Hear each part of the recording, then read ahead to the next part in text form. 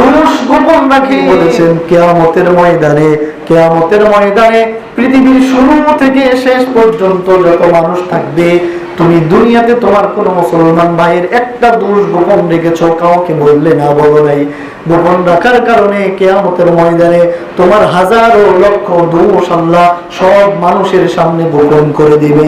সুবহানাল্লাহ, কত বড় কথা নবীজির মুখে।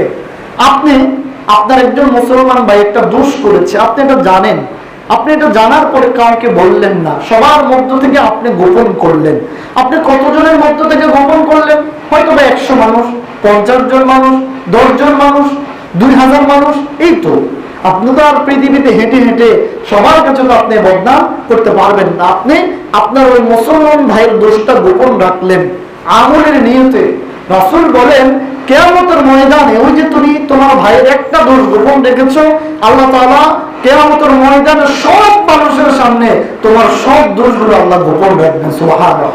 আর আমরা এখন 3 থেকে তাল হলে, 19 থেকে 20 হলে, এই ভাই দেখছো অমুক এই কামটা করছে, জ্বলছে না, এটা অমুক এই কামটা করছে, জ্বলছে না, অমুকের ফল অমুকের মাইয়ারে দেখছি যে কামকান হইয়া না, মানে একটু হলে দোষ ঘুরে ঘুরে বেড়ায়, দোষ প্রচার করে। এরকম মানুষ আছে না? নাই?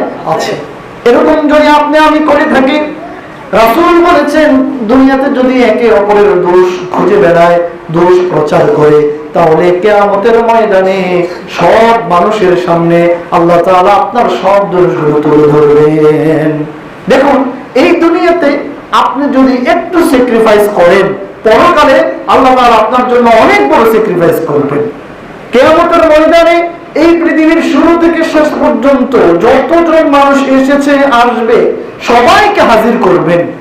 আপনি এই দুনিয়াতে কারো দোষ প্রচার করলেন, সবার সামনে আল্লাহ তাআলা দুনিয়াতে আপনার সব কাজ, সব দোষগুলো তালাশ করবেন, বলে দিবেন, আল্লাহ তাআলা নিজেই বলবেন।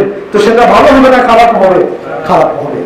এজন্য আমরা আমাদের এক মুসলমান ভাই আরেক মুসলমান ভাইকে নিয়ে গীবত করবো না, শিকায়ত করবো না। কারণ গীবত করা মানেই হচ্ছে মৃত ভাইয়ের গোশত খাওয়া। এটা নবীজির হাদিস। নবীজির কি বলেন? হাদিস। আপনারা একটু বড় করে বলেন, এটা নবীজির কি হাদিস। আমি কি আমার মৃত ভাই তার গোশত আমি ঠুকরে ঠুকরে ছিঁড়ে ছিঁড়ে খেতে পারবো? খেতে পারবো না। তো নবীজি কি বললেন? যে একজন যখন আরেকজন ভাইয়ের গীবত করে, দোষ অপরজনের কাছে বলে, এটার গুনাহ, সর্বনিম্ন গুনাহ হচ্ছে সে যেন তার মৃত ভাইয়ের গোশত ভক্ষণ করলো, গোশত খেলো। জোরে বলুন না নাউযুবিল্লাহ।